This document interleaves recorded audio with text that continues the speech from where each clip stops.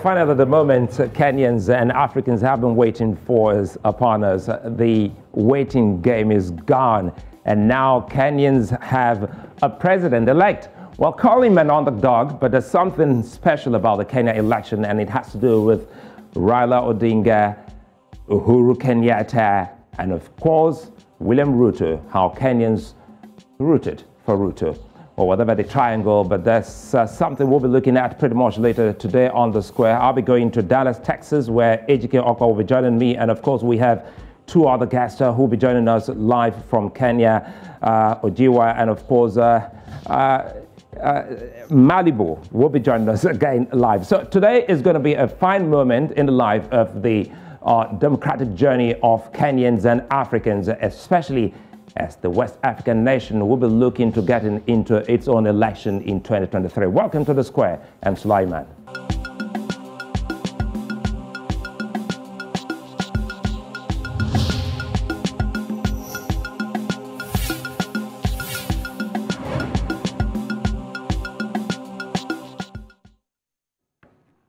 Well, 5 times unlucky, former Kenyan Prime Minister Raila Odinga has lost his bid to become Kenya's president in his 5th attempt. Now, current Deputy President William Ruto of the United Democratic Alliance defeated Odinga of the Azimio la Umoja in a keenly contested affair.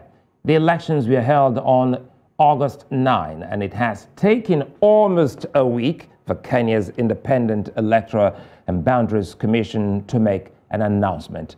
Ruto polled 7.17 million votes, and that's 50.49% of total votes cast, while Odinga polled 48.85% and 6.94 million of the total votes.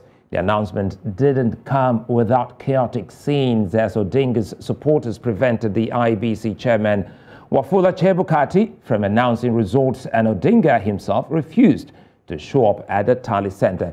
Not any surprise to a lot of Africans, especially Nigerians, as they saw a semblance of that in 2015 when the popular politician did raise an eyebrow on that. We'll get to visit all of that later on. But again, the victory, the chaos, and Kenya are the basis of our discourse today on The Square. Welcome. Quickly, let's go to Nairobi and get Arnold Maliba, his public policy analyst, who will be joining me, and of course, Nerima Wako Ojiwa, who is the chief executive officer of Siasa plus Ejike Okpa, who is a global affairs analyst.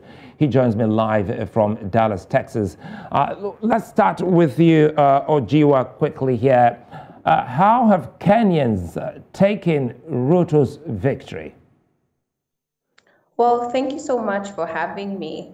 The victory depends on which part of the country you are. As you know, in our elections, the winner has to at least be able to get 50 plus 1%. So that means at least 25% of the country has to be underneath his bucket in terms of the number of people who support him. So he got the support from 39 counties. You cannot be president without getting support from majority of the counties, and we have 47 of them in total. So there are certain parts of the country that are celebrating tonight, especially his home counties, obviously. So a lot of the Rift Valley, Nakuru as well, Uasin Gishu, Nandi, and a bit of Kiambu County here closer to Nairobi. And we are seeing a little bit of chaos in a lot of Honorable Raila Odinga's stronghold. As of now, it's a little bit of flurries. It hasn't yet instigated toward complete violence. So there are a lot of messages that are going around asking people to keep calm, because you do have two camps. One camp is celebrating, so they are out on the streets and screaming and singing and dancing, and another side of the camp is actually angry. So they are trying to mobilize around one another and create some small demonstrations, which you can see they are being met by the police forces. Well, Nerima, those are live footages. Well, as you can see, the Kenyans setting up bonfires, protests already there in Kenya. A lot of people, well, saw that coming as soon as they saw some of the commissioners, electoral commissioners take the left, and they'd say they were not on the same page, so to speak, with the commissioner, the chief commissioner, Chebukati. But again, there's also another scene which I just highlighted, the scene at Bomas. Help us make sense of that particular scene which we saw earlier today at Bomas. Bomas has been tense for the last 3 to 4 days, actually. I was there about 3 days ago, and a lot of the tallying was happening at the center of Bomas, which is an amphitheater style kind of room. And so both agents from both of the leading coalitions had individuals who are monitoring as the IEBC were doing the verification and the tallying processes. So there were a lot of accusations, people having a sense of mistrust with the system, and in terms of trying to monitor who has access to the floor, what kind of documents are being handed over, is it happening? So a lot of people were on edge. For today's event, there was a delay. Initially, the declaration or the announcement was supposed to happen at 3 p.m.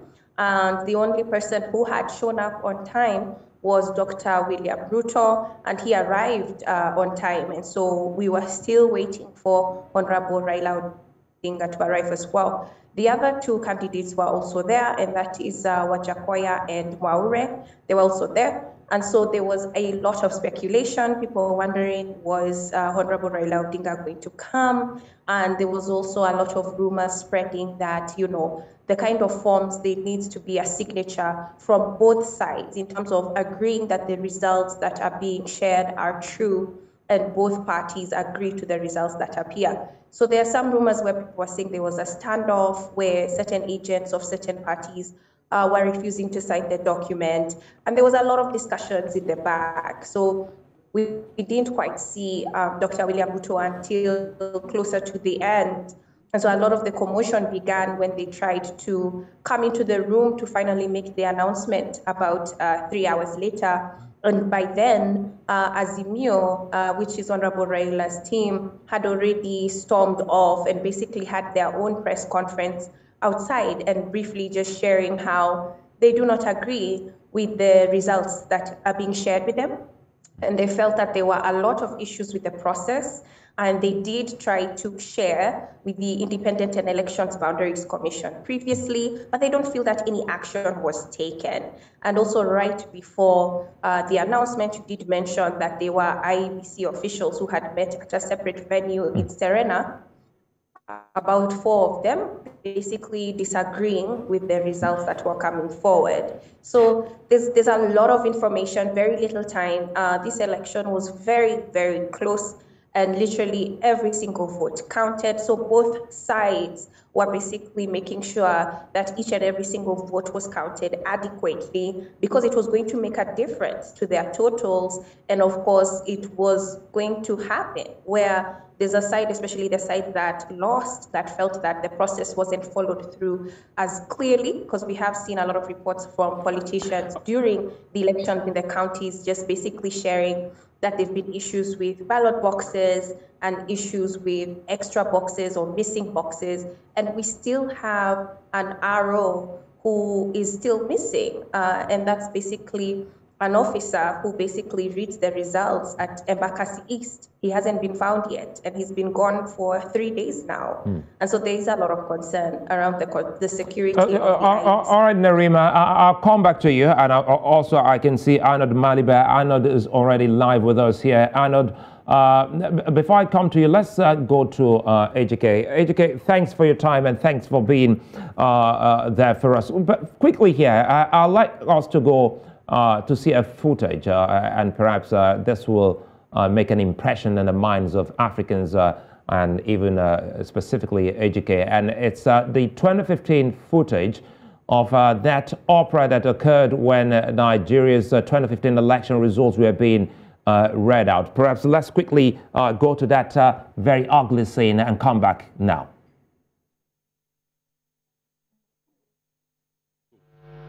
Until you do something to our protest the way you did to the APC, we will continue with you. That is our stand. We will not. Until you do something the way you did to APC, we will not continue with you. And no, don't come and take this mic from me. Don't do it. Look at it. Look, the press should look at it. Yours is this is already printed. This is already printed. We cannot take it. Can you address? You are tribalistic. You are selective. You are tribalistic. You are selective. You are partial. You are partial. You have been doing it. We will not take it from you. Until something is done, we will not allow you to continue with the process. Thank you. We will not. We will not allow it. We will not allow it. We cannot allow it. Nigeria will not allow this thing. Nigeria will not allow this. Thank you, sir. Every protest must be taken seriously. We will not allow it. We will not allow it. Look at the result that is already printed by Ejike and APC. Look at it. The press should take it. This is already printed by Ejike and APC. We will not take it. Look at it. Nigerians should hear this. This was done yesterday. Well, Ejike Okpa, that's a Nigerian day. He, one-time minister, Godsday Orubebe, and still very much around in politics. And that was a scene that played out in 2015. And Kenya is getting a semblance of that, but this time from amongst the IEBC commissioners. Help us here, Ejike Okpa. You've had cause to also monitor some of these things, politically speaking. Is it African to be a bad loser? Well, thank you for having me on the show, and nice to meet the other guest. Election is actually a mature exercise. A maturity in the sense that, there's going to be a winner and there's going to be people who just feel that they lost. But should that be to destroy the country? Should that be to be violent? Those are choices. Africans are getting to where they see there's no need. You want an election to be fair. But at the same time, what is the fairness in a situation where a lot of things are manually done? In case of counting the votes and taking the vote from where, from the voting side to the coalition side, is still a very manual exercise. But then Africans should also maybe take some consolation. In America in 2000, when George Bush and Al Gore experienced, what we call the hanging Chad. We know how long it took. It had to finally go to the Supreme Court that decided for George Bush. And as recent as the last presidential election, we saw what happened, with Trump and Al Gore. I think what needs to happen, what Africans need to start, taking cognizance of is, we want a country that works. Even if there are some issues with the process, we're going to have to keep improving on it. Kenya, for me, is the only African country since independence that has not had any military coup. It has had its social unrest and civil unrest, but it's never had a military coup. So that is something to be said about that. Now that they have this election, and of course, Odinga is going to be feeling that he won or something is not right. What I see in him, he has this sense of entitlement. He feels it is time for him to be president. And then with that sense of entitlement, he's going to see anything not going in his favor as, either being rigged or not, fair. But this is about Kenyans. It's not about any particular politician or individual. So now that a winner has been declared, of course, I'm sure they have some process of challenging it, but if a winner has been declared, it's up to Kenyans to now forget the electioneering and then look forward to governance. Because in governance is where the rubber meets the road. What are Kenyans expecting from this new president? And it is very telling because, the outgoing president did not support his own deputy president. And so this man has won, and he's won on his own credibility, or his, being his own man, which is good, because what is happening in Africa is, outgoing presidents endorse or choose or select who they want to sort of hand over to, and that has not augured well for Africa. So now with Ruto winning, and winning because he defied his boss and won on his own accord, that is a plus. That is what most Africans should start looking for now, that they're going to choose who they want to be their president as opposed to who somebody selected to be their own replacement. And let's bring in Arnold here. Arnold, quickly, what we see that situation in some parts of the country is deteriorating, getting into some chaos at the moment. Help us understand if the very much talked about handshake, between the president and Raila Odinga can help also stop this violence from escalating. Literally, there is no what I would call violence on large scale. There are small pockets of demonstrators here and there.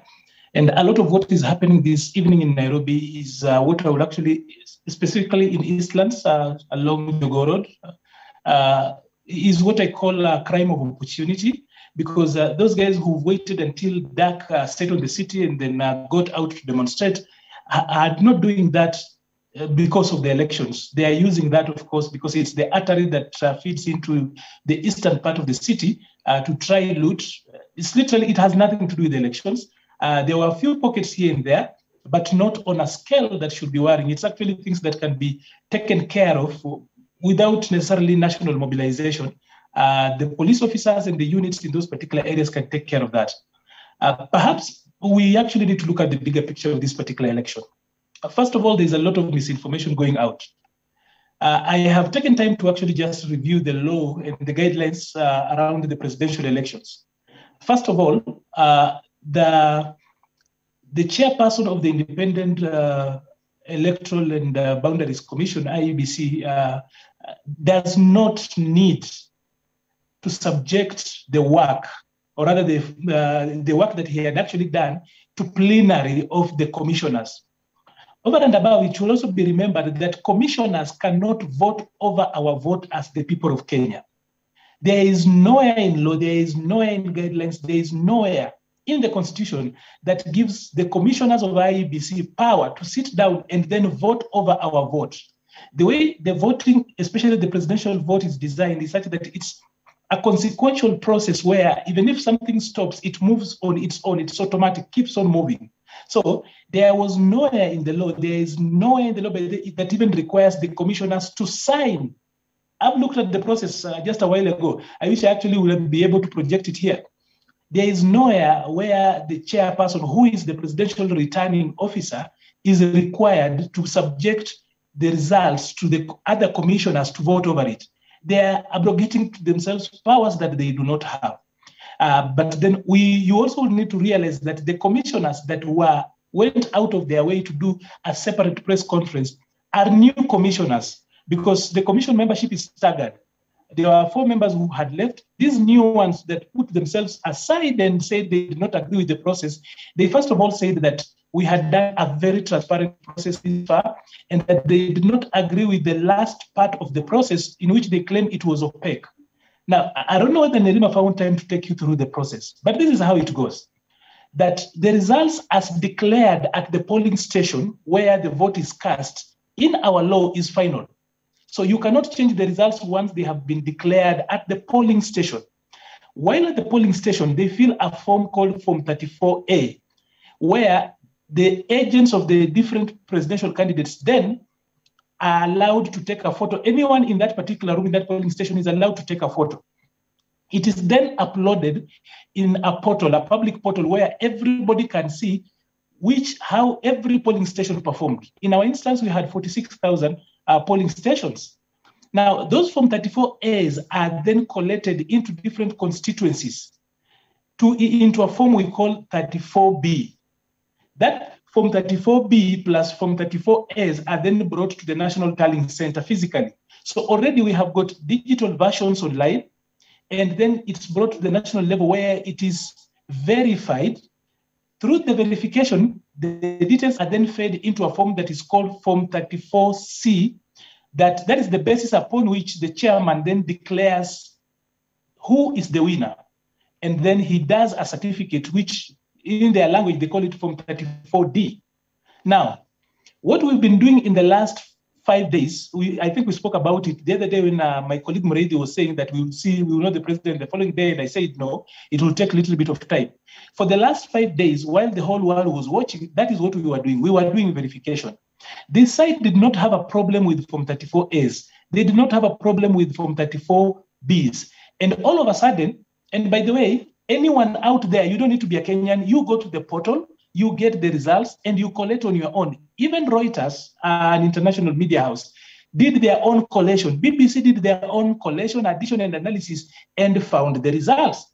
What you saw on television today was an attempt at a power grab. There was a deliberate attempt to actually subjugate the constitution, ignore the process, and try to grab power away from the people, where a few commissioners now want to subject the people's voice and their vote to a vote of about 4 people. That is not how it's done. There is totally no law that the chairman broke. Actually, even if you went to the portals, to the IEBC portal that is online, you can, if you do not have the capacity to collect all the 46,000, you can just look at the 292 Form 34Bs, which is a collection of the 46,000. If you worked out that, you can actually find the results. So by the time IEBC chairperson comes to declare, any person already has got the direction on where it's going. But what happened? What happened is that by Wednesday, a lot of us already knew the direction in which the election was going, because through other sources, we already had done collation. But there was one side that kept on telling their people they are winning, even when publicly available evidence pointed to the contrary. So this morning, the chairperson was intimidated. There were a lot of games that were played, including reaching out to the family of the chairperson and everything else, attempting a power grab that he should ignore evidence that is already in the public domain. And we came up with this transparent and tedious process to ensure transparency and openness.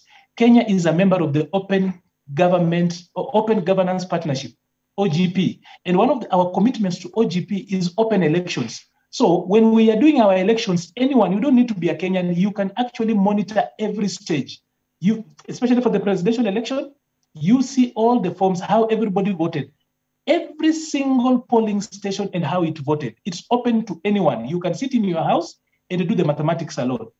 Somehow, guys are complicating things here. And I've looked at the law. There is nowhere where those other commissioners, they are trying to give themselves the power they do not have in the constitution, because commissioners cannot vote over our vote. So what happened in the afternoon is actually shameful. Just let me butt in here quickly, if you can hear me. If you can hear me, apologies. Let me butt in here quickly, Arnold, Maliba. And let's go to you, Nerima, because we're trying to also understand.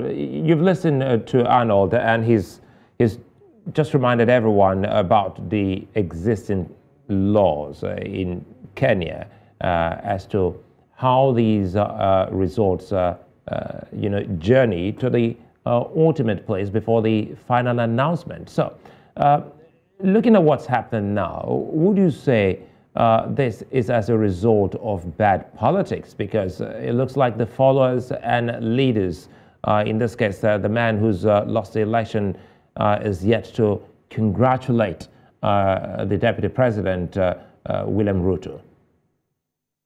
I agree with Arnold on the aspect of both sides were both, talking about winning at the same time. And none of them seemed to be backing down, even though the information was available to the public. And that's where we do go wrong, because they were amping both sides, expectations were high on both sides, and one of them was definitely going to lose today. And even there was a lot of circulation of misinformation.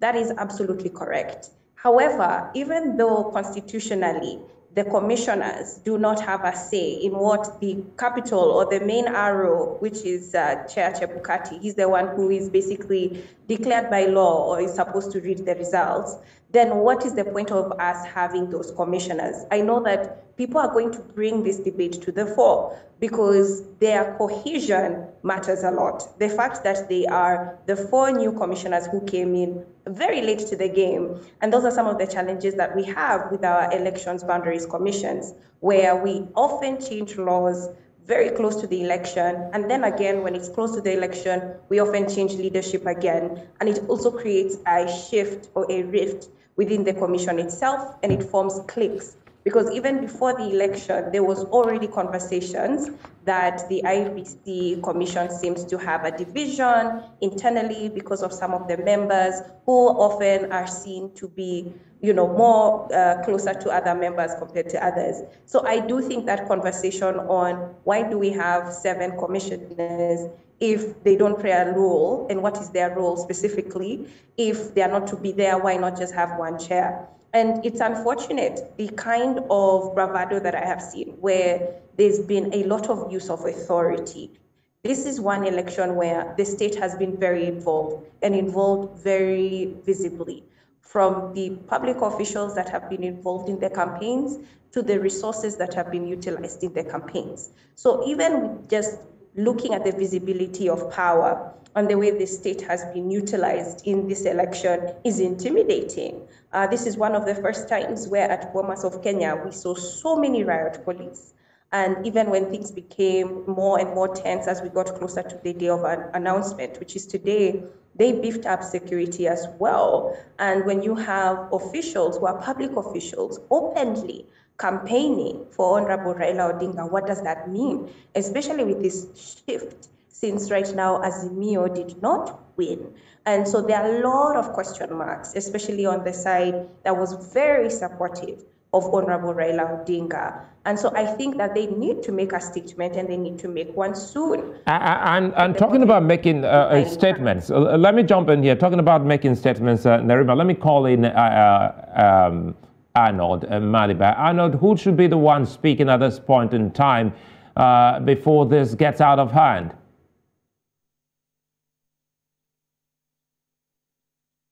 You have to unmute your microphone, please. You can get me clearly now? Yeah, I can hear you now. Yeah, I said that just before I respond to your question, allow me to actually just point out the law as is, that the reason why the national returning officer is the chairman and he cannot sublet that responsibility to anyone else. It is assumed that we need a level of decision making at that particular stage that is the highest, and it is assumed or presumed that the other members are the enabling functionaries during the tallying. So there was no place, like they are actually trying to push, there was no place where these commissioners had to sit down and make a decision on the results, because the law is clear that the results as declared at the polling station are final. And therefore, even IEBC itself cannot change the results unless the court of law changes that. So there was no room for anyone to get around this. Quickly, as to where we need to go and who needs to talk, I think the person of Raila Odinga needs to come out and speak.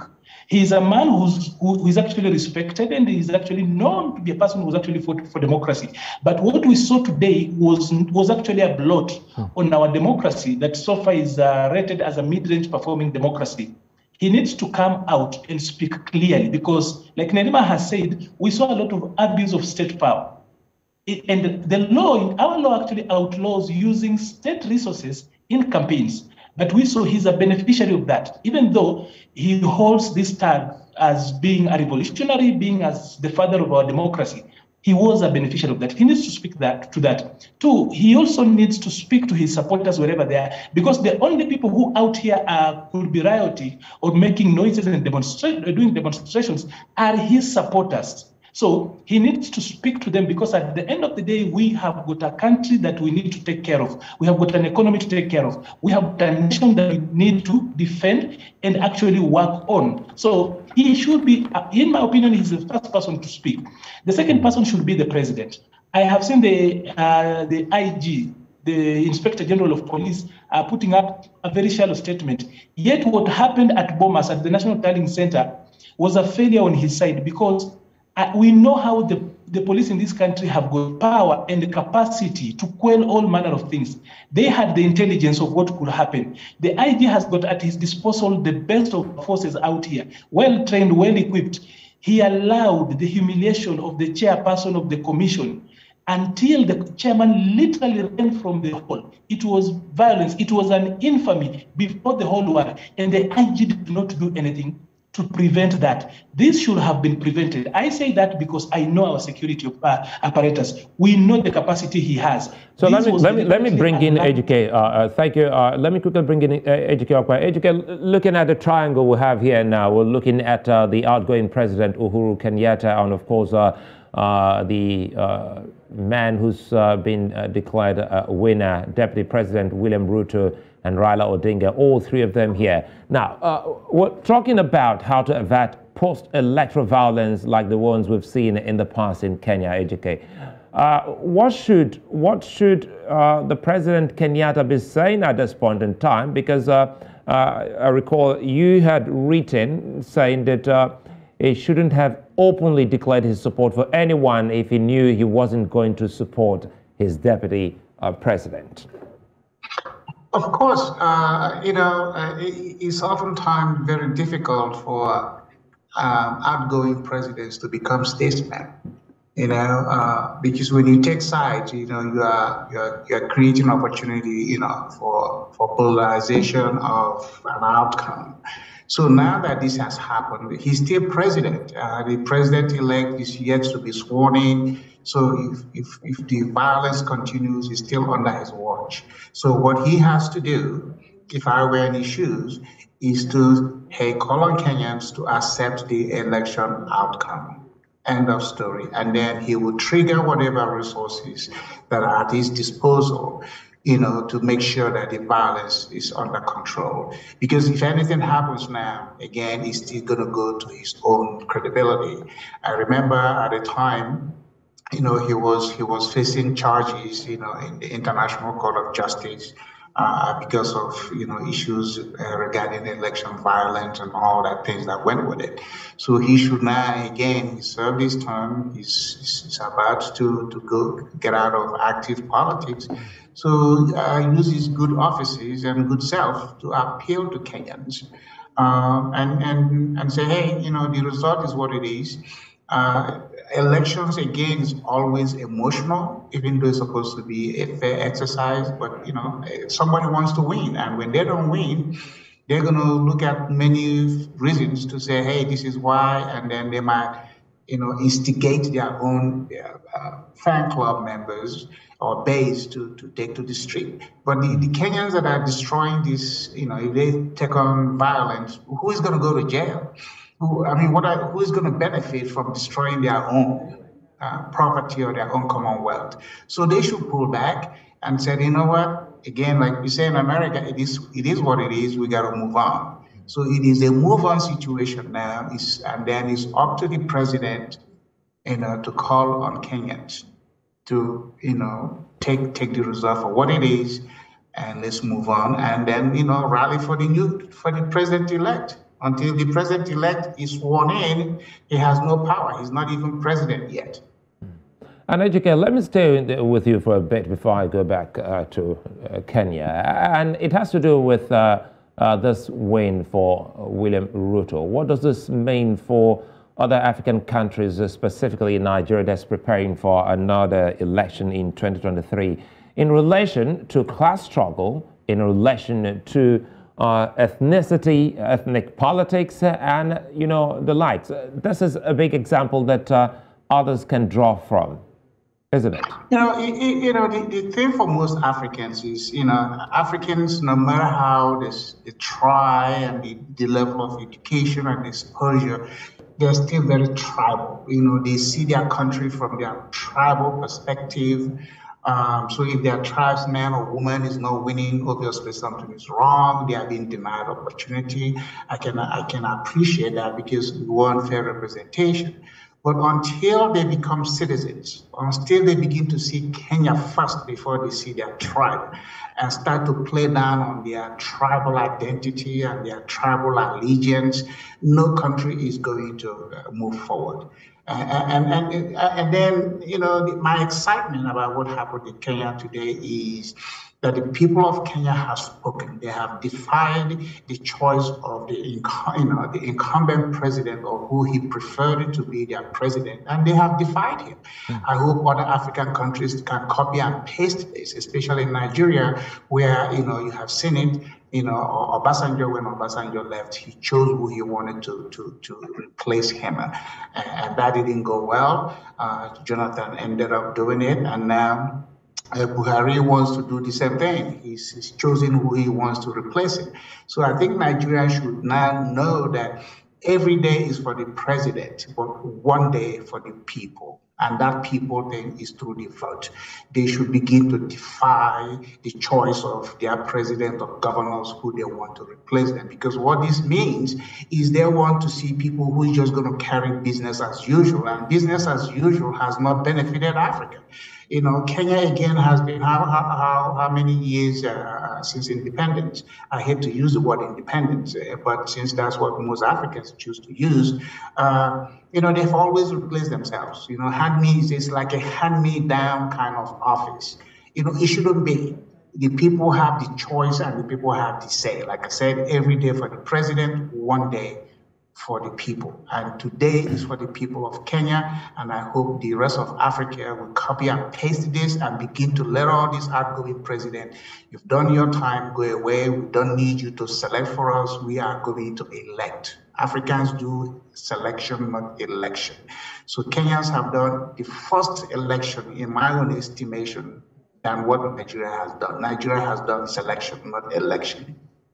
Well, let me bring in Nerima. Nerima, you just listened to Ejike, and he's alluding to the fact that outgoing presidents on the continent usually handpick or select, endorse those to take over from them. But we haven't actually seen that in Kenya, and that is why some people who are outside Kenya are more or less excited, like Ejike saying, now look, this is the first real election on the continent.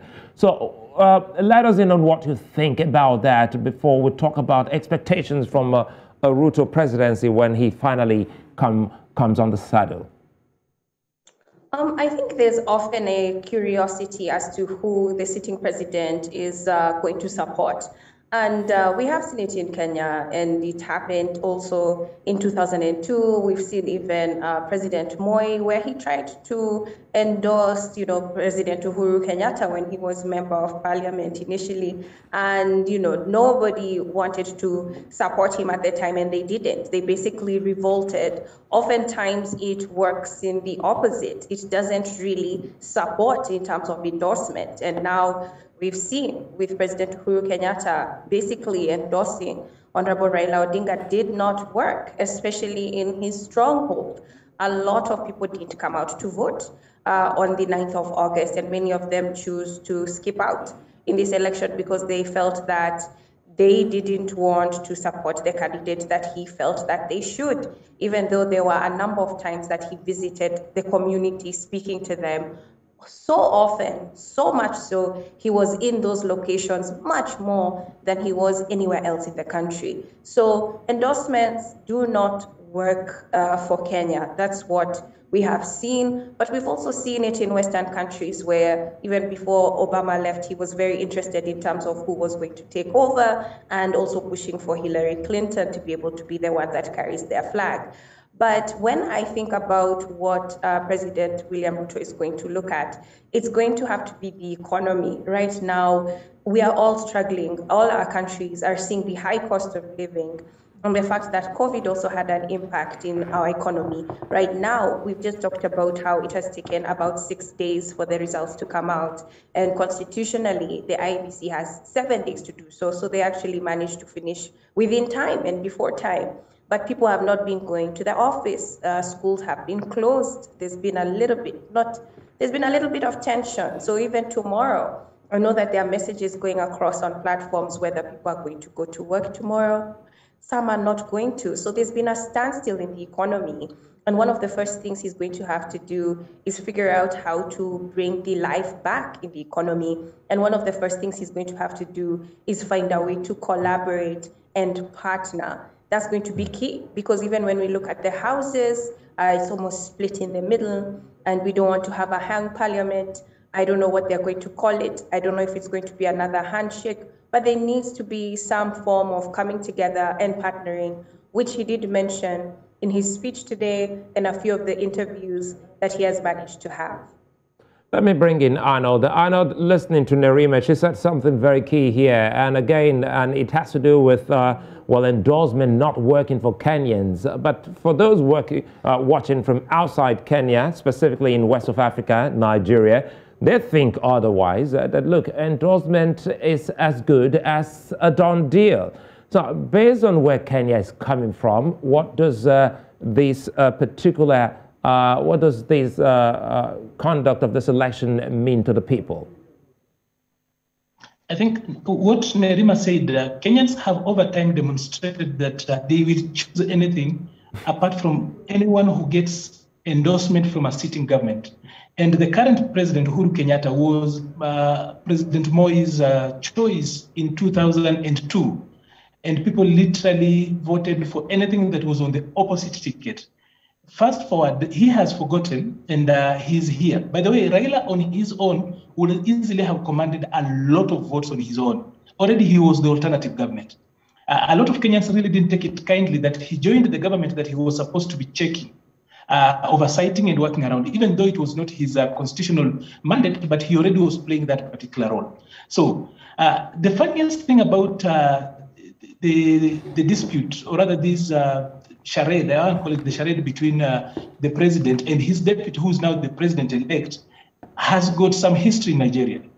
The people around the president, especially in the back-end offices, were really citing the Atiku case, that when Atiku was not very faithful to the boss, I don't know whether to use the word faithful, or he wasn't loyal to a hilt, the boss did not allow him to succeed him. So oftentimes they have really been bringing up that issue, the Atiku case and the Nigeria case, that that is the fate that will actually befall William Ruto. Unfortunately, that particular fate has not worked. So a lot of Kenyans really don't take it lightly that they have got issues with the way this administration has performed. And then this administration wants to extend its tenure in office by endorsing somebody else. So for so many people, they thought if they voted for Raila, it will be like Uhuru 3.0, as in we've given him a third term through somebody else. So a little bit of it didn't pan out very well. The president really needed to stay away. In the constitution, he's actually the symbol of national unity. He's the leader of our nation. He's literally the father of the household that is Kenya. If you talk about Enterprise Kenya, he is the MD. But somehow he joined partisan politics, and that is why I think the president needs to show leadership at this particular level. His project has collapsed. He needs to stop being petty and being trivial. He needs to stand up and speak to the nation tonight. Up to now, the president has not spoken to the nation. Even seeing something of that monumental level has actually happened. Even though at this particular level, he's just a caretaker president. Our constitution is made in a way that once we hold elections, the general elections that includes the presidential elections, then the president loses some powers. For example, he cannot hire and fire at this particular level. He cannot make changes that are fundamental. He can only take care of take care of the country and ensure that power has been handed over. In fact, during handover, he literally has no role. He doesn't even speak. He just comes, sits in there. The registrar of the High Court swears in the president. And after that, there's the symbolic handover of the sword. Otherwise, to this level from where we are, the succession process can go on without a glitch, even if he doesn't participate in the process. And Ejike, you know, listening to our friends in Nairobi, Kenya, and all those that have been with us all through the election, there's something about, well, the class struggle here. Well, some would say, no, even though the deputy president did try to play the underdog, well, he's been a politician all the way. But what does this say of other Africans who are not getting the backing of those, well, in power at the moment, but trying to actually cause a change, democratically speaking, in their own environment? You know, you look at the basic definition of the democracy, the government of the people, by the people, for the people. I mean, it doesn't go any better than that. But what is happening in some developing countries is the hijacking of that democracy rule to where they personalize it. They now have preferences. They have people they want to replace them. And so it's up to the people to often, rise and defy these presidents or whoever is in office in order to say, this is who we want. At the end of the day, it's about the people and the country, not the personalities that is at play. And so I'm hoping that, okay, the Kenyan example begin to resonate. Yet endorsement, yes, Uhuru may have been endorsed prior and he lost, but then again, when do these people become statesmen? When do they begin to say, I am going to be neutral. I'm not going to be playing active politics. You have done, the maximum number of years that is constitutionally allowed. And so now I'm wishing, whomever the people choose who I'm going to support. And oftentimes they're not able to, remove themselves from that personal involvement because they want to go away and say, yes, I put you in there. You are, I made you president. I made you who you are. So Africans, again, the people supposed to begin to exercise those votes.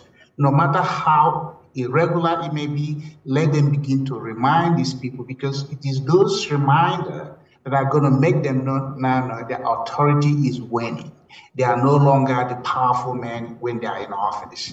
So the vote matters because, again, the beauty of voting is your PhD don't give you more votes than one. Your millions don't give you more votes than one. It's one man, one woman, one vote. And until you begin to exercise those votes unapologetically, especially to defy the people who think that they're going to unduly influence you, then that's when they back off and begin to respect you.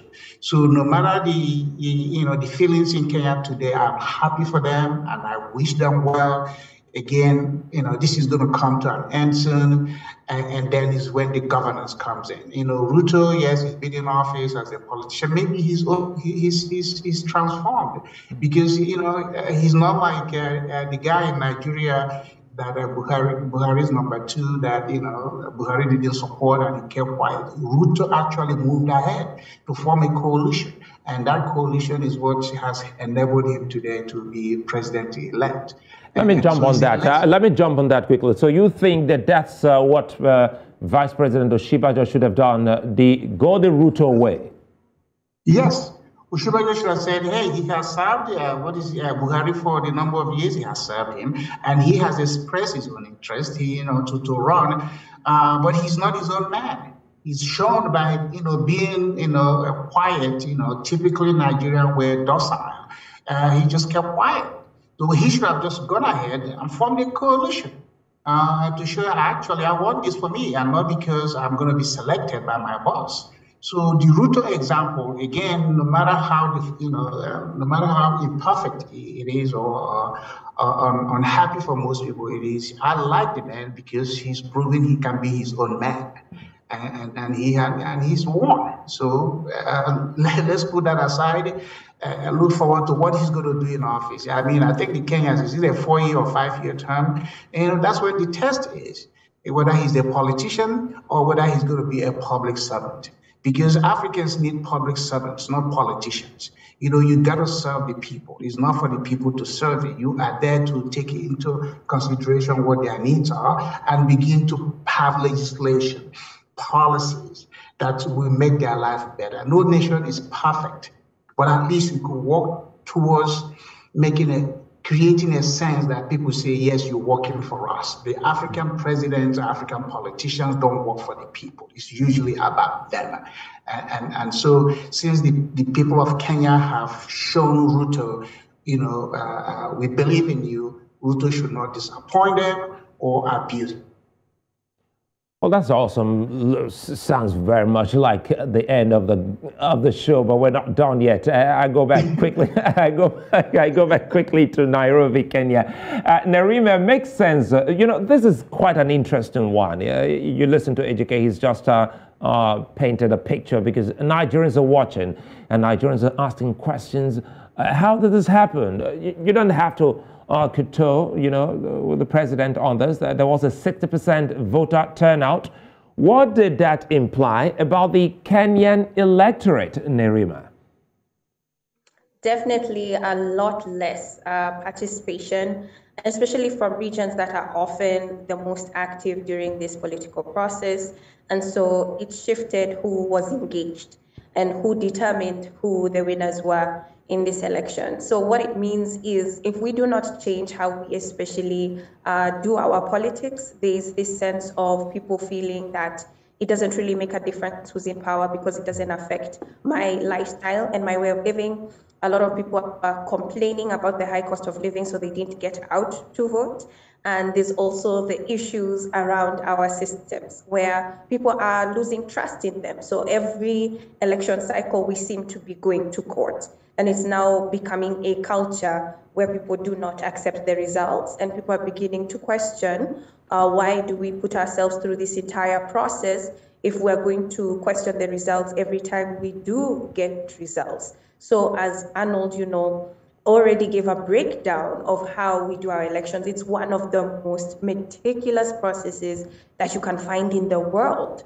And there are Western countries that don't even use the bandwidth of internet that we were using. We were talking about almost 4G to 5G in some localities when people were taking images of the Form 34As and uploading them on systems. So I think that people will be learning from Kenya in terms of using more transparent ways to do elections, but then also not making it so tasking to where now results take so long because we are trying to make sure that everything is absolutely correct. And okay. we're going to move let me jump in here, Nerima. Apologies because we're almost out of time, but I need to bring Arnold in here. Arnold, there's this example, that, never before seen example. It's been a tradition in Africa where politicians don't go for debates. They call the bluff of the people and say, I'm not coming for the debate. But we saw William Ruto standing alone, on the night of that debate. Did that also help in this election, Arnold?